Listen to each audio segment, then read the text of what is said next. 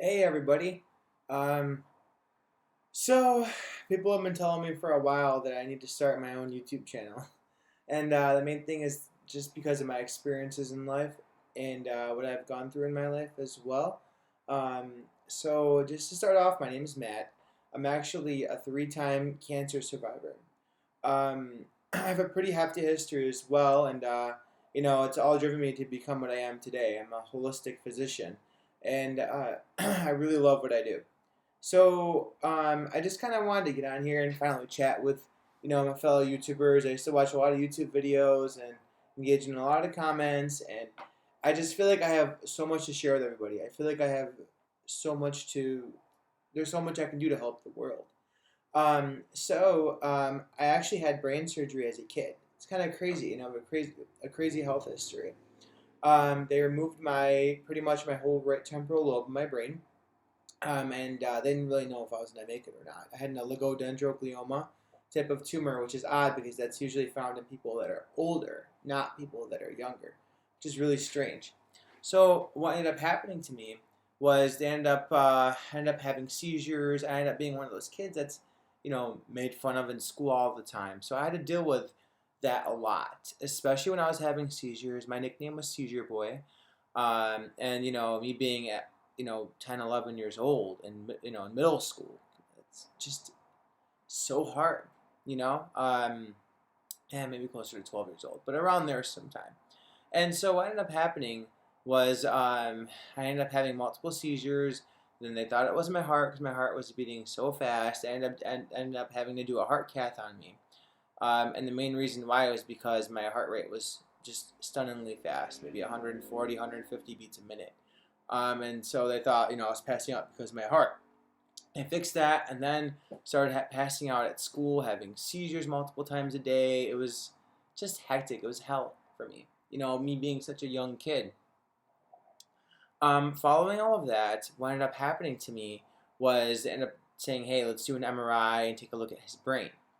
So they did that, and they ended up finding out that I had some type of cyst. They didn't know what it was exactly, what kind of tumor it was, but they said, this is very abnormal. And they ended up they found out that they would technically have to do surgery on me. And me being a young kid, I really did not know what was going on. I had no idea what was happening to me. I just went with what the doctors told me to do. I didn't know any better. So they went in. They scheduled a surgery for a month later.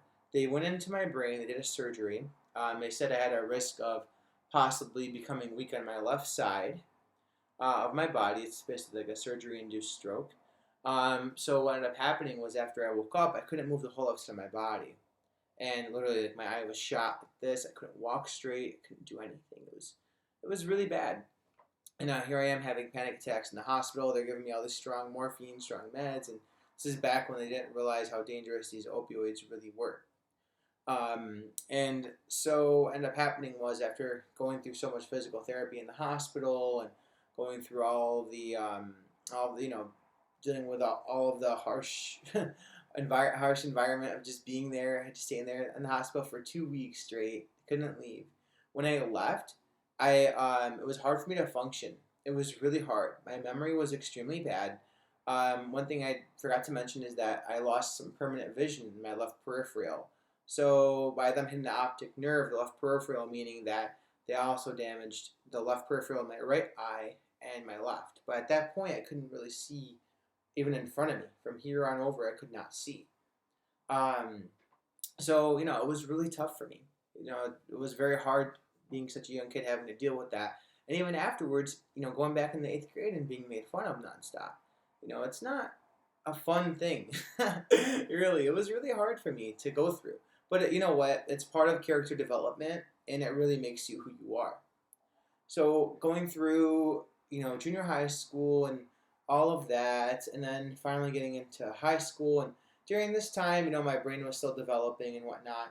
And they found out in the ninth grade that I had to have some radiation therapy done because they noticed that there was some growth in the tumor. And, I was only 16 or 15 years old. I didn't have a choice. I already didn't want to miss any more school. I was actually held back a year because of my brain surgery. Um, And so I ended up going through 6 weeks of radiation therapy. And after radiation therapy was done, 6 weeks later, they repeated an MRI, and they saw some fluid in my brain, and they were concerned, so they went back in and did another surgery. They went back in, they drained everything out, they cleaned up some of the scar tissue, and kind of said, hey, it wasn't fluid, it was actually just blood.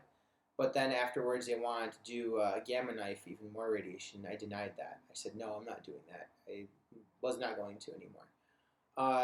And as time went on, by the time I hit about 20, 21 years old, around there, they noticed some growth in the tumor.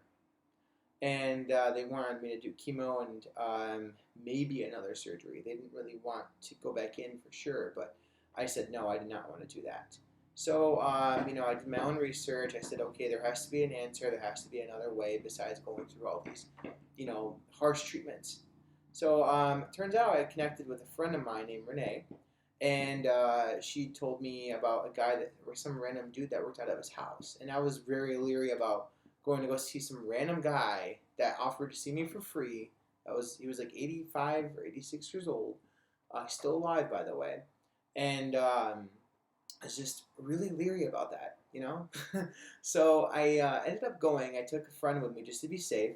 And, the guy gave me a lot of supplements, shark's liver oil, Cantron, reishi mushroom, the list goes on. And, I went on his regimen. I went on a special diet. I made sure, to eat less meat, eat more vegetables. There was a lot of things that were included. Of course, I wish I knew what I knew now then. It would have been a much easier process. But what ended up happening was over the course of the next few months, they repeated the MRI and found out that the tumor was pretty much gone. They couldn't even see it. They just saw a little bit of scar tissue. Sometimes it's hard to differentiate the two, but it was smaller than it was than the last time they looked at it. So they said, whatever you're doing, keep doing it. There are medical doctors, not naturopathic doctors. They can't enforce that on their patients. They can't do that. So, after that happened, that really motivated me and increased my drive to go into holistic medicine. And it really changed my outlook on life. And I kind of looked at the medical guidelines, the medical community, and said, hey, is this for real? Is this real? I mean, I don't understand this. And then I started doing more research and looking into, vaccines and looking into, not saying all vaccines are bad, by the way, by any means. I don't want to get into that. But, I looked into a lot of other things, and that's what brought me where I am today. And then I started running, and I became a marathon runner. And of course, I've had some obstacles on the way. I've had a couple shoulder injuries that happened to me and all of that, but nothing near what I had to go through as a child, in my childhood. Now, going through what I went through as a kid is really, really important as far as my development as a child. It made me the person I am today. I currently work in a medical facility as a naturopathic doctor. I like to help people and do everything I can for people, and I really feel for them.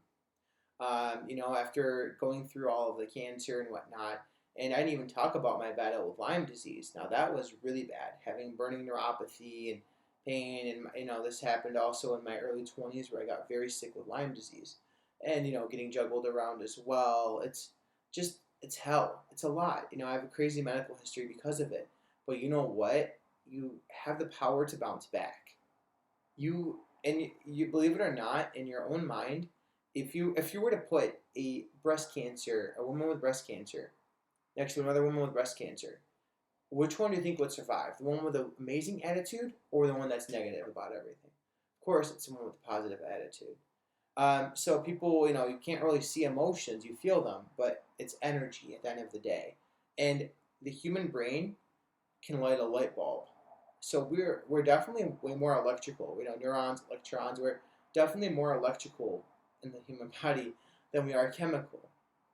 So that's one thing to keep in mind is that, when you're really motivated and you really want something in your life, you have to go out there and you have to get it. You have to fight for it. And sometimes, if you can't go through the hard times. You're never going to get through the good times. The good times would be nothing if you didn't have the bad times. They wouldn't mean anything. So you have to have bad times to get to the good. Now, me having have gone through all of that, now I'll tell you one thing. If I could pick between the cancer and the Lyme disease, I'll take the cancer over again. I know that sounds kind of silly of me to say, but honestly, cancer right now would be pretty easy for me to tackle because I've gone through it before. But and so same with Lyme disease, but the Lyme disease is crazy hard to deal with. I mean, it's constantly adapting.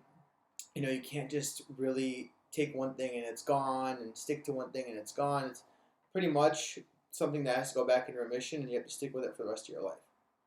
Now, I really like to speak out and I like to talk to people and make sure I can encourage people that there always is hope that you can get better. And there's always this hope that, you can always motivate yourself and surround yourself by people that will motivate you. And that's what you need. You need people around that really care about you, that will really motivate you. You need people that will support you. And sometimes people don't have that, so they really don't know what to do. So you have to really count your blessings in your life. You count your blessings, and then you put those above all the negatives. All right. I mean, at least you got here. At least you're here to breathe another day. Anyone can die at any moment, at any time from a car accident. They can die at any moment from whatever, a heart attack. They can be walking outside and get hit by a car. They can fall off their bike and smack their head into the floor and die. You have to be thankful for what you have. Positive affirmations every single day. You wake up in the morning, I'm thankful for blah, blah, blah. I'm thankful for living another day. So it's, I'm not the only one that's gone through these things, but for someone that has such a crazy history, I have not met anybody that's thriving and surviving right now and living actually, a decent life that has had a crazy history like mine.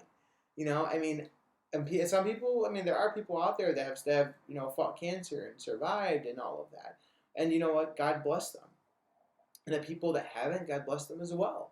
You really have to have a positive attitude about everything that happens. And, it's important, like I said, that you have a good support system. And not to mention that there are many herbals and supplements, which I'm not going to get into it in this video. There are many herbs and supplements that you can use and that can really help your body fight off, help your body fight the cancer. There are things that can help your body fight a virus. There are a lot of things you can take. For example, the natural form of aspirin is white willow bark. The natural form of Valium, which is very addictive, by the way, is valerian. The natural form isn't addictive at all. So you guys have to remember that, there is a lot of the chemotherapy drugs come from the rainforest. But yeah, we'll talk more about that later. But yeah, again, my name's Matt. If you guys want to subscribe, it'd be great. I'm actually just starting off right now, and I'm happy to continue to share my story and to continue on with this as well. But if you guys have any questions, any remarks, any feedback whatsoever, I'll be extremely happy to talk with you guys. So I hope everyone's having a great day, and I'll talk with you guys very soon. All right, goodbye.